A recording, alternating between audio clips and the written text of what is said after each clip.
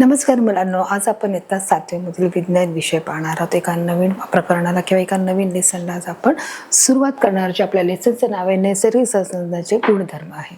तर नैसर्गिक संसाधनाचे गुणधर्म म्हणजे काय? नैसर्गिक, याच्यावरून तुम्हाला अंदाज आला असेल की नैसर्गिक म्हणजे निसर्गात उपलब्ध असणारे जे काही सर्व पदार्थ आहेत। जसं आपण बघा या पाठाच्या माध्यमातून आपण पाहणार आहोत, आपला जो परिचय आहे इंट्रोडक्शनच्या माध्यमातून आपण बघणार आहोत की हवा, पाणी, मृदा, जमिनीचे प्रकार, पाण्याचे गुणधर्म, या सर्व घटकांचा आपण याच्या पाठामध्ये काय करणार आहोत? अभ्यास करणार आहोत। प्रस्तावनेच्या माध्यमातून बघा आपण पाहत आहोत, या पाठात आपण हवा, पाणी, मृदा या नैसर्गिक साधनाचा आपण अभ्यास करणार आहोत। हवेचे जे गुणधर्म आहेत, तापमान नियंत्रण, जे हवाचे जे तापमान आहे, त्या हवेचे जे कोणकोणत्या प्रकारचे जे गुणधर्म आहेत, तापमान कशा प्रकारे निर्मित करते, ध्वनी प्रसारण कशा प्रकारे आहे, पाण्याचे गुणधर्म कोणते आहेत, याप्रमाणे पाण्याचे असंगत वर्तन, तसेच मृदेचे गुणधर्म, मृदेचे पोत व त्यानुसार प्रकार, मृदेची रचना व उपयोग, मृदा परीक्षण असे या पाठातील महत्त्वाचे हे मुद्दे आहेत। या सर्व मुद्द्यांवरती आपण काय करणार आहोत? आपण व्यवस्थितरित्या आपण याचा सविस्तर अभ्यास घेण्याचा प्रयत्न करणार आहोत। त्याचप्रमाणे चित्राच्या माध्यमातून एक घटक आहेत, तो जो टॉपिक आहे परिपूर्ण समजून घेण्याचा देखील प्रयत्न करणार आहोत। तर मुलांना अशा प्रकारे प्रस्तावनाच्या अशा हरेक प्रकारचे जे आपले टॉपिक आहेत, हे सर्व टॉपिक आपण या पाठाच्या माध्यमातून कव्हर करणार आहोत। चला तर आपण वळूया आपल्या स्पष्टीकरणाकडे। बघा इथे दिलं एक्सप्लेनेशन आहे। आता सर्वात पहिला जो आपला घटक आहे मुलांनो, तो आपण पाहत आहोत हवेचे गुणधर्म, म्हणजे प्रॉपर्टीज ऑफ एअर। एअरचा अर्थ काय आहे? हवा आहे। आणि प्रॉपर्टीज म्हणजे हवेची जी काही गुणधर्म आहेत, त्याला काय म्हटलं आहे? गुणधर्माला प्रॉपर्टीज म्हटलं आहे। मग मुलांना सगळ्यात पहिला जो प्रश्न येतो की हवा ही तुम्हाला दिसते का? हा जो पहिला प्रश्न आहे की हवा दिसते का? पण नाही, हवा दिसत नाही, परंतु तिचं जे अस्तित्व आहे ते आपल्या सर्वांना काय आहे? जाणवत असते की ती असल्याचं आपल्याला इथे अस्तित्व निर्माण होतं किंवा ती आहे हे आपल्याला जाणीव होत आहे। कसं जाणीव होत आहे? की समजा आपण एखाद्या झाडाखाली बसलो आहोत आणि जर बराच वेळ झाला, आपण 10 मिनिटं झाली झाडाखाली बसलो, आपल्याला हवा येत नाही, आपण त्यावेळेस काय म्हणतो की अरे आज हवाच लागत नाहीये, आज हवाच नाहीये। परंतु 10 मिनिटानंतर जेव्हा हवेची झुळूक येते त्यावेळेस आपले केस उडायला लागतात, आपल्या अंगावरती आपल्याला जे केस असतात, डोक्यावरचे केस असतात ते उडायला लागतात, आपल्या शरीराला गार हवा जाणीव होते, तेव्हा आपण म्हणतो की अरे आता हवा आलेली आहे। ज्या झाडांची पानं हलली जातात त्यावेळेस आपण समजतो की हवा आहे, म्हणजे त्याचं अस्तित्व हे ती आपल्याला दाखवून देते की मी आहे, हवा आपल्याला दिसत नाही। बघा आता इथे सगळ्यात पहिला त्यांनी देखील हा प्रश्न ठेवलेला आहे, आपल्याला हवा डोळ्यांना दिसत नाही। हे राईट आहे की ती डोळ्यांना दिसत नाही, आपण स्पेसिफिक म्हणू शकत नाही की अरे हवा या राईटकडे आहे, ही लेफ्टकडे आहे, किंवा ती डाव्या बाजूला आहे, उजव्या बाजूला आहे, किंवा ती समोर आहे, मागे आहे, असं होतं का? तर नाही। तर हवा ही कुठे आपल्याला दिसत नाही, आपल्यासोबत हवा असली तरी ती आपल्या डोळ्यांना दिसत नाही। तर हवेचे अस्तित्वाचा अर्थ काय आहे की ती आहे पण ती दिसत नाही, म्हणजे पण तिचं अस्तित्व आहे। की काही व्यक्ती आपल्या आयुष्यातून निघून जातात, परंतु त्यांच्या आठवणी आपल्या आयुष्यामध्ये राहतात, ते काय आहे? त्यांचं अस्तित्व आहे। म्हणजे त्यांनी शिकवलेले जे काही शिकवण आहे ते आपल्या स्मरणात राहते। म्हणजेच आपण जसं बोलू शकतो संत गाडगे महाराज आहे, त्याप्रमाणे आपण म्हणू शकतो की अनेक जे संत पुरुष आहेत की त्यांच्या ज्या आठवणी आहेत, त्यांनी ज्या गोष्टी समाजकारणासाठी केल्या आहेत त्या पुसल्या जाणाऱ्या नाहीत। त्यांचं जे अस्तित्व आहे ते त्यांच्या कार्यामुळे अजूनही अस्तित्वात आहे, ते टिकून आहे, आणि म्हणूनच हे अस्तित्व शब्दाचा इथे वापर करण्यात आला आहे। आपल्यासोबत ही हवा असली तरी ती आपल्याला डोळ्यांना दिसत नाही, तरी तिच्या हवेचे काय आहे? अस्तित्व आहे। की आपण म्हणू शकतो की हवा इथे आहे तिथे आहे, नाही, तर हवा ही सर्वीकडे असते, चोहूकडून ती हवा असते। अशा प्रकारे आपण डोळ्याने बघा, ती आपल्या समोरून जात असते, मग आपण अरे हवा मस्त, हवेचा जेव्हा गार झोका येतो तेव्हा आपण म्हणतो अरे किती मस्त हवा आहे। आपण श्वास घेतो किंवा तोंडासमोर हात धरून फुंकर मारल्यास हवेचा स्पर्शही जाणवतो। बघा आता इथे काय केलं की जेव्हा आपण श्वास घेतो, श्वास कशाने घेतो मुलांना? आपण नाकाने श्वास घेतो। नाकाने श्वास घेतल्यानंतर जे आपल्याला हवा आहे ती कुठे जाते? आपल्या शरीरामध्ये जाते। किंवा तोंडासमोर हात धरून फुंकर मारला, जेव्हा तोंडासमोर जेव्हा आपण हात धरून फुंकर मारतो, बघा आता तुम्ही देखील प्रयत्न करून बघू शकता की तुम्ही आपल्या तोंडासमोर हात धरा आणि त्याला फुंकर मारा, तर हवेची जाणीव निर्माण होते। म्हणजे ही काय? आपल्या शरीरातली हवा आपण आपल्या हातावर फुंकतो तेव्हा ती जाणीव होते। त्याचप्रमाणे जेव्हा निसर्ग हवा उपलब्ध असते आणि ती आपल्या शरीराला स्पर्शून जाते, तेव्हा देखील आपल्याला तेच काय होते, हवेची जाणीव होते. म्हणून तिथले हवेचा स्पर्शही जाणवतो. जेव्हा आपल्या हवा काय करते, आपल्या शरीराला स्पर्श करते आणि त्यावेळी आपण ठरवतो की हवा ही आहे आणि ते आपल्याला काय करते, आल्हाददायक आनंद देण्याचं ते काम करत असते. श्वासामार्फत आपण काय करत असतो, बघा की कशा प्रकारे जर आपण तोंडासमोर जर हात ठेवला आणि त्याला आपण फुंकर मारली तर तिथे काय होत आहे की हात धरून फुंकर मारल्यास तो हवेचा स्पर्श होतो, की जे हवा आहे त्या हवेचा स्पर्श कशाला होत आहे, आपल्या हवेला होत आहे. आणि म्हणून आपण काय करत आहोत, बघा इथे चित्रात देखील तुम्हाला दाखवलंय, बघा कशा प्रकारे ती काय करत आहे, तोंडासमोर हात धरत आहे. बघा आता ती काय करते, श्वास घेत आहे. श्वास घेतल्यानंतर ती फुंकर मारत आहे आपल्या हातावरती आणि मग तिला काय होत आहे, हवेचा स्पर्श हा जाणवत आहे. इथे बघा चित्रामध्ये तुम्ही पाहू शकता. आता इथपर्यंत मुलांना कळालं की हवा कशी असते, ती आपल्याला दृश्य स्वरूपात उपलब्ध नसते, परंतु तिचं अस्तित्व हे आपल्याला नेहमीच जाणवत असतं. हवेचे गुणधर्म पाहण्यासाठी काही साधे प्रयोग करून पाहूया, की जर हवेचे जे गुणधर्म जर आपल्याला ओळखायचे असेल की त्याचे गुणधर्म कोणते आहेत हे पाहण्यासाठी आपल्याला काही प्रयोग इथे आपल्याला दिलेले आहेत. त्या प्रयोगाच्या मार्फत आपण अधिक समजून घेण्याचा मुलांना प्रयत्न करूया. चला तर बघा, प्रयोग नंबर 1 आहे. बघा आता इथे त्यांनी काय दिलं आहे, सगळ्यात पहिलं त्यांनी काही इन्स्ट्रुमेंट तुम्हाला घ्यायला सांगितले आहेत. एक झाडूची अथवा शीतपेय पिण्यासाठी वापरण्याची काडी म्हणजेच त्याला स्ट्रॉ म्हणतात. आता हा स्ट्रॉ सगळ्यांना माहिती आहेच, बरोबर आहे. हा स्ट्रॉ कुठे मिळतो, जेव्हा आपण कोल्ड्रिंक पितो तेव्हा कोल्ड्रिंकमध्ये आपल्याला हा स्ट्रॉ असतो, जेव्हा आपण नारळ पाणी पितो तेव्हा हा स्ट्रॉ असतो. म्हणजे हा स्ट्रॉ कसा आहे, प्लॅस्टिकचा बनलेला असतो आणि हा सहज युजेबल आहे आणि यूज अँड थ्रो हे मटेरियल आहे. आता त्यांनी काय सांगितलेलं आहे बघा, एक झाडूची अथवा शेतीपेय पेरण्यासाठी वापरतात ती काडी म्हणजेच काय, असा प्रकारे एक स्ट्रॉ घ्यायचा आहे आणि ते स्ट्रॉ घेतल्यानंतर या काडीला मध्यभागी दोरा बांधायचा आहे. की बघा बरोबर समांतर रेषामध्ये इथे काय केलं आहे, मध्यभागीला दोरा बांधून अशा प्रकारे टांगा की तो बरोबर आडव्या रेषेत येईल. म्हणजे तो सरळ रेषामध्ये असला पाहिजे, समांतर रेषामध्ये दिसला पाहिजे. तो तिरपा दिसता कामा नये किंवा खालीवर दिसता कामा नये, तो समांतर रेषेमध्ये आपल्यात राहील. अशा प्रकारे त्याला बरोबर मधोमध दोरा बांधायचा आहे. बघायला अशा प्रकारे तो लटकून ठेवायचा आहे या चित्रामध्ये दाखवल्याप्रमाणे. हा प्रयोग मुलांना तुम्ही देखील घरी करून बघायचा आहे. काडीच्या दोन्ही टोकांना सारख्या आकाराचे रबरी फुगे लावायचे आहेत. सारख्या आकाराचे किंवा वेटचे काडीचे हे दोन्ही जे टोक आहे, दिसते तुम्हाला इथे 2 बोटं 2 इंच अंतर सोडून आणि इथे देखील 2 अंतर सोडून की 2 बरोबरीच्या आकाराचे दोन्ही टोकांना 2 सारख्या आकाराचे जे रबरी फुगे असतात. फुगे माहिती आहे सगळ्यांना, फुग्यांचा वापर आपण कधी करतो, एखाद्याचा बर्थडे असेल, ॲनिव्हर्सरी असेल त्यावेळेस आपण काय करतो, फुगे हे घरामध्ये फुगवतो आणि ते लावतो. मग तेच फुगे आपल्याला घ्यायचे आहेत आणि इथे बघा काय केलं आहे, बघा दोन्ही टोकांना सारख्या आकाराचे रबरी फुगे हे बांधलेले आहेत. आणि बांधल्यानंतर काय करायचं आहे बघा, त्यातील एक फुगा फुगवून बांधा. त्यातला एक जो फुगा आहे त्याच्यातून एकच फुगा फुगवून बांधायचा, म्हणजे काय त्याच्यामध्ये हवा भरायची आहे. आता बघा त्यातील एक फुगा फुगवून बांधा. एक जो आहे तो बिना फुगवल्याचा आहे, म्हणजे तो नॉर्मल आहे. परंतु एक जो फुगा आहे तो कसा बघितला आहे बघा, फुगवून त्याला काय केलेलं आहे, त्याला टॅग केलेलं आहे. तर अशा प्रकारे आता निरीक्षण करायचं की दोन्ही फुग्यांचं मधलं जे दोन्ही फुग्यामधले काय तुम्हाला फरक दिसत आहे, या स्ट्रॉमध्ये फरक दिसत आहे किंवा या फुग्यामध्ये फरक दिसत आहे की त्या दोरीमध्ये फरक दिसत आहे. तुम्हाला फक्त जस्ट ऑब्झर्वेशन करायचं आहे, निरीक्षण करायचं आहे. फुगवलेला फुगा व बांधलेले काडीचे टोक खाली जात असल्याचे दिसते, की जेणेकरून जे फुगा फुगवलेला आहे त्याच्यामध्ये हवेचं प्रमाण असल्यामुळे तो फुगा कसा, ते जे स्ट्रॉ आहे तो कसा झाला आहे, झुकत्या मापाचा झाला आहे. जसं बघा आपण वजन काटा करताना देखील बघतो ना, की एकीकडे आपण वजन ठेवतो आणि एकीकडे आपण फ्रूट ठेवतो किंवा भाजी ठेवतो, की जे आपल्याला किती भाजी घ्यायची त्याप्रमाणे त्याचं वजन होत असतं. तुम्ही जितकी भाजी घ्याल जास्त तेवढं तो काय होणार आहे, काटा खाली जाणार आहे. म्हणजे ज्या अर्थी तो वजन काटा खाली जात आहे ज्या मापामधलं, तो ते वजन जास्त आहे आणि जे माप ठेवलं आहे ते कसं आहे, कमी आहे. मग समजा आपण अर्धा किलो बोलले की आम्हाला अर्धा किलो कांदे पाहिजेत आणि जर आपण 1 किलो बटाटे घेतोय, 1 किलो कांदे घेतोय, तर साहजिकच आहे की अर्धा किलोचं जरी माप ठेवलं आणि जर आपण 1 किलो कांदे ठेवलेत तर काय होणार आहे की ते 1 किलोवाल्या कांद्याचं काय होणार आहे, माप खाली जाणार आहे, अर्धा किलोचं वर जाणार आहे. पण जर आपण पुन्हा ते 500 ग्रॅम म्हणजे अर्धा किलोचं काढून जर 1 किलो ठेवलं तर ते कुठेतरी समांतर होणार आहे. कळतंय मुलांनो?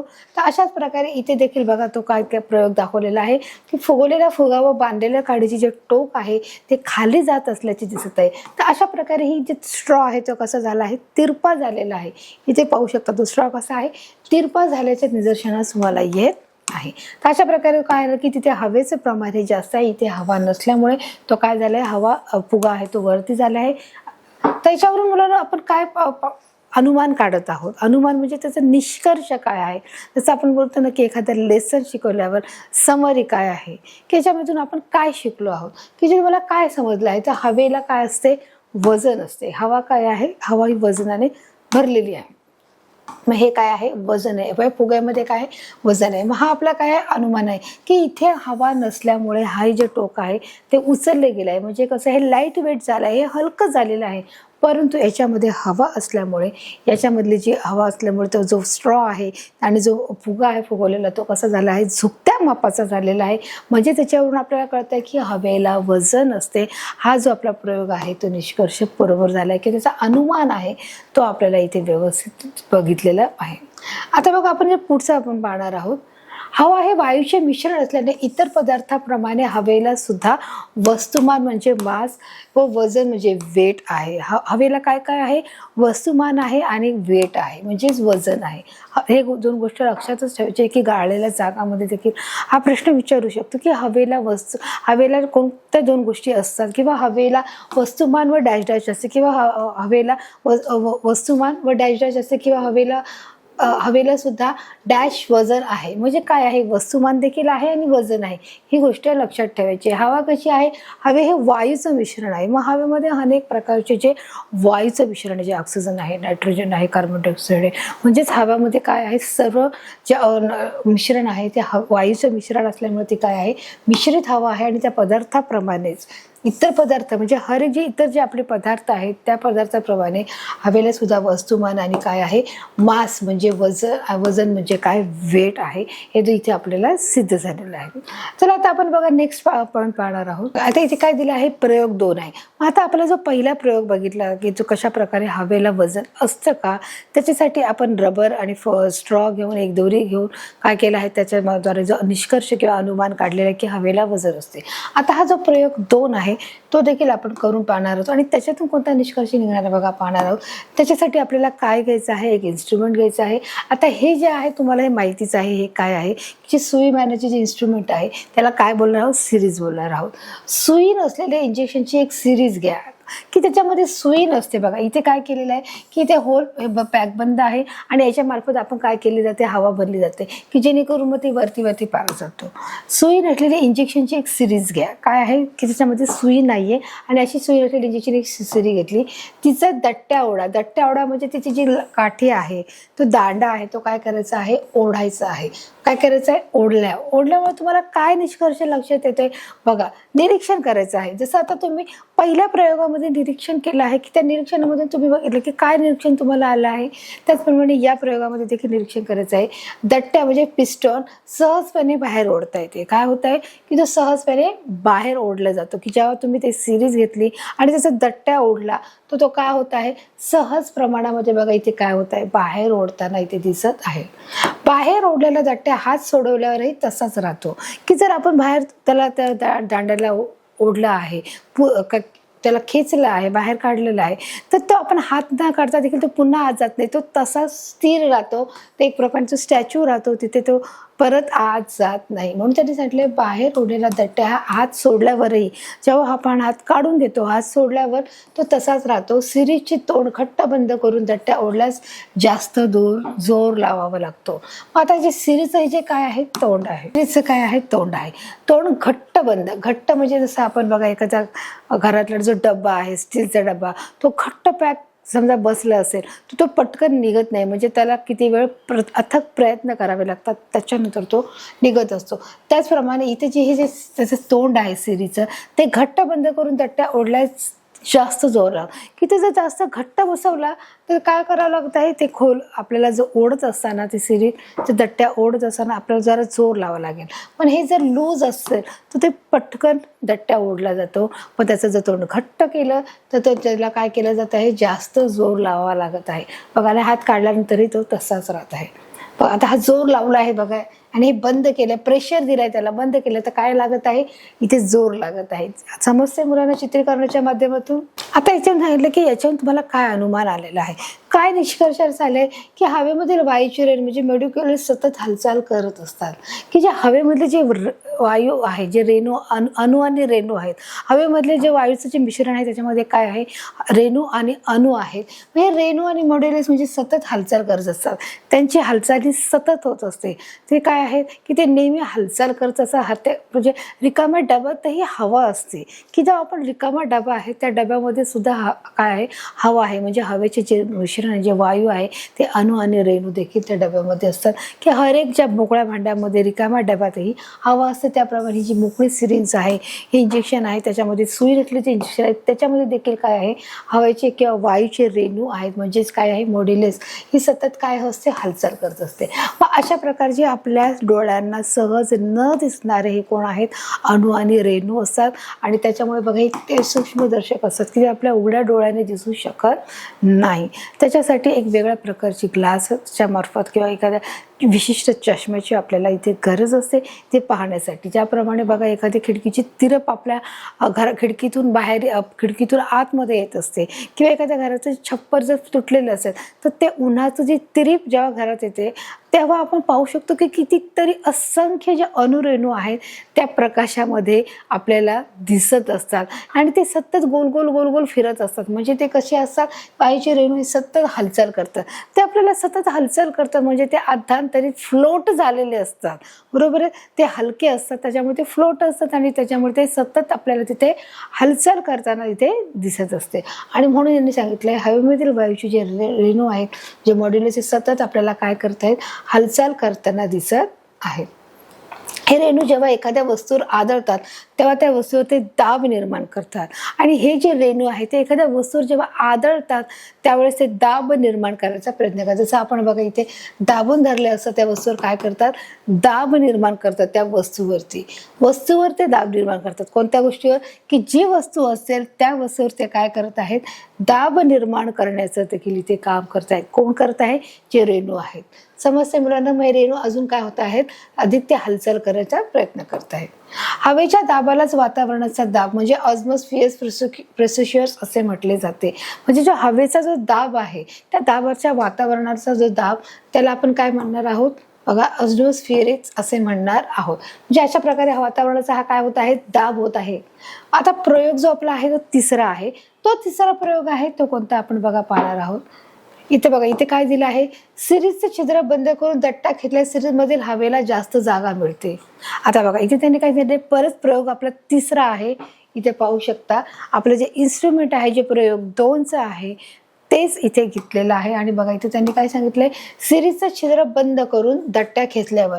आता हे जे सिरीजचं छिद्र काय केलं आहे, बंद केलं आहे, आणि दट्ट्या खेचल्यावर सिरीज मधल्या हवेला जास्त जागा मिळते. जी सिरीजमध्ये जी हवा आहे त्याला जास्त जागा मिळते व ती विरळ होते म्हणजे किती जास्त ज्या प्रमाणे जी गर्दी झालेली असते ती गर्दी कमी व्हायला मदत होते. म्हणून त्यांनी सांगितलेलं आहे त्यामुळे हवेचा दाब काय होत आहे, कमी होत आहे, आणि हवेचा दाब हा त्याचे कमी होण्याचा प्रयत्न करत आहे. कशाच्या माध्यमातून, की जो सिरीज आहे त्या सिरीजचं जो तोंड आहे ते बंद केल्यामुळे जे सिरीजमधली जी हवा आहे, जे रेणू आहेत ते काय होत आहेत, ते अधिक काय विरळ होत आहे. जसं बघा इथे आपण पाहिलं आहे, पण त्याचे मागे पाहिलं आहे की सिरीजचं छिद्र बंद करून दट्ट्या खेचल्यावर सिरीजमधल्या हवेला, जी सिरीजमधली जी हवा आहे ती काय आहे, जास्त त्याच्यामध्ये जागा मिळते. की बघा एवढ्या ज्या प्रमाणामध्ये की त्याची जी लेंथ आहे त्या लेंथमध्ये सिरीजमधल्या हवा, मग इथे एवढी संपूर्ण काय हवा आहे त्या हवेला जास्त जागा मिळते व ती काय होत आहे, विरळ होत आहे. त्याच्यामधली जी हवा आहे ती विरळ होण्याचं देखील काम इथे चित्रामध्ये तुम्ही पाहू शकता. त्यामुळे हवेचा दाब कसा होत आहे, कमी कमी होत आहे. मग याच्यावरून काय निरीक्षण केलं आहे की ही सिरीज उभी, आडवी, तिरकी अशा वेगवेगळ्या स्थितीमध्ये धरून प्रयोग केल्या दट्टा तेवढाच आत जातो. मग तुम्ही या सिरीजला कसंही फिरवा, उलटं पुलटं सुलटं किंवा आडवं तिरपं कसंही धरा की त्याच्या प्रयोगात फरक होत नाही. मग अशा वेगवेगळ्या सिरीजमध्ये देखील धरून प्रयोग केल्या दट्ट्यात तेवढ्याच आत जातो, की जो दट्टा आहे तो तेवढ्याच आतमध्ये जाण्याचा काय होत आहे, प्रयत्न करत आहे. तर अशा प्रकारे हा जो प्रयोग आहे तो 3 देखील आपल्या पाठामध्ये बघा, या प्रयोगामध्ये आपण पाहिलेला आहे की तो जो दट्टा आहे तो काय होत आहे, तेवढ्याच प्रमाणामध्ये त्या स्पीडने आतमध्ये जाण्याचं हे काम करत आहे, की ज्याला काय लावत आहे, जोर लावा लागत आहे. मग अनुमान काय आहे, यावरून असे सांगता येते की वातावरणाचा दाब सर्व दिशेनं सारखा आहे. जो वातावरणाचा दाब आहे तो सर्व दिशेनं कसा आहे, समान, सर्व दिशांना समान आहे. म्हणजे तुम्ही दिशा कोणतीही घ्या, ईस्ट वेस्ट नॉर्थ वेस्ट पूर्व पश्चिम उत्तर दक्षिण, कोणत्याही बाजूने हा तुम्ही प्रयोग करून बघा, सर्व बाजूला जी हवा आहे ती कशी आहे, समान प्रकारात आपल्याला आढळून येते. आता बघा इथे त्यांनी सांगितलं आहे, आता बघा मुलांनी इथे काय दिलेलं आहे की ही समुद्र सपाटी तुम्हाला इथे दिसत आहे, नक्की दिसते की याच्यामध्ये समुद्र आहे, पाणी आहे, सपाटी आहे, म्हणजे ही जमीनचा भाग आहे, समुद्राचा भाग आहे. त्यांनी काय सांगितलं, सर्वसामान्य स्थितीमध्ये समुद्र सपाटीला म्हणजे सी लेवल, समुद्र सपाटी म्हणजे ज्या पाण्याची लेवल आणि समुद्राची लेवल जेव्हा एकत्र असतं तेव्हा त्याला काय म्हटलं जात आहे, समुद्र सपाटी असे म्हणत आहे. बघा समुद्र सपाटी म्हणजे सी लेवल, वातावरणाचा दाब हा सुमारे म्हणजे समुद्र सपाटीचा जो भाग असतो, जो एरिया आहे त्या भागामध्ये त्याचा जो वातावरणाचा जो दाब आहे तो किती आहे, 1,01,400 न्यूटन प्रति चौरस मीटर इतका असतो. किती आहे मुलांनो, 1,01,400 न्यूटन प्रति चौरस मीटर इतका आहे. तर अशा प्रकारे हे काय आहे, ही जमीन आहे आणि हे काय आहे, समुद्र आहे. जमीन आणि समुद्र याच्यामध्ये तुम्हाला फरक दिसतोय. पण त्याचा जो वातावरणाचा दाब तो किती सांगितला आहे, 1,01,400 न्यूटन प्रति चौरस मीटर इतका आहे. मग अशा प्रकारे त्यांची काय आहे, ही चौरस मीटरची आहे, म्हणजे समुद्र सपाटीचा जो भाग आहे, वातावरणाचा दाब, याच्यामध्ये अशा प्रकारचा इथे फरक आपल्याला आढळून येत आहे. तर बघा हे पाहू शकता, इथे देखील स्केलमध्ये तुम्हाला दिलेलं आहे की कशा प्रकारे अंश सेल्सिअसमध्ये याचं माप दाखवलेलं आहे. वातावरणाचा दाब समुद्र सपाटीपासून उंच जाताना कमी कमी होत जातो. जेव्हा वातावरणाचा जो हा दाब आहे समुद्र सपाटीपासून जेव्हा उंच जाताना हा काय होत आहे, कमी होत आहे. म्हणजे जो याचा रेशिओ आहे तो कसा होत आहे, कमी कमी होत असताना आपल्याला दिसत आहे. बघा वातावरणाचा समुद्र सपाटीपासून उंच जाताना तो कसा होत आहे, कमी कमी होत आहे. आता डॅनियल बर्नौली शास्त्रज्ञ 1726 यांचा जन्म झालेला आहे. त्यांनी सांगितलं, डॅनियल बर्नौली या स्वीडिश शास्त्रज्ञाने 1726 साली महत्त्वाचे तत्व मांडले. कोणते महत्त्वाचे तत्व मांडले, कोण आहेत, हे एक शास्त्रज्ञ आहेत. ते कोणते आहेत, स्वीडिशमध्ये. स्वीडिश या हे एक ठिकाण आहे. जसं आपला भारत हा एक देश आहे तसं स्वीडिश हा देखील काय आहे, एक देश आहे. आणि त्या देशातले जे शास्त्रज्ञ आहेत त्यांचं नाव आहे डॅनियल बर्नौली. या स्वीडिश शास्त्रज्ञ म्हणजे सायंटिस्टने त्यांनी 1726 साली महत्त्वाचे तत्व मांडले. एक महत्त्वाचं त्यांनी निरीक्षण केलं किंवा एक महत्त्वाचं त्यांनी निरीक्षण करून त्यांनी एक नवीन प्रकारचा प्रयोग त्यांनी सिद्ध केला. आणि त्यांनी त्याचप्रमाणे त्यांनी सांगितलं, हवेचा वेग वाढला तर तिचा दाब देखील कमी होतो. हवेचा वेग वाढला का मग वातावरणाचा जो दाब आहे तो कसा होत आहे, कमी होत आहे. हा महत्त्वाचा शोध त्यांनी ते लावलेला आहे. आणि म्हणून त्यांनी त्याच्या शोधामध्ये सांगितले की महत्त्वाचे त्यांनी तत्व इथे मांडले की हवेचा वेग वाढला तर काय होत आहे, तिचा दाब म्हणजे वातावरणाचा जो दाब आहे तो देखील कमी होत आहे, कमी होत. बघा अशा प्रकारे इथे काय चित्रामध्ये बघा तुम्हाला इथे दिसत आहे. या उलट जर हवेचा वेग कमी झाला तर दाब वाढतो आणि जर हवेचा वेग कमी झाला तर त्याचा दाब देखील वाढत आहे. तर अशा प्रकारे शास्त्रज्ञांनी याचा गोष्टीचा शोध लावलेला एक महत्त्वाचं तत्व त्यांनी मांडलेलं पाहिलं आहे.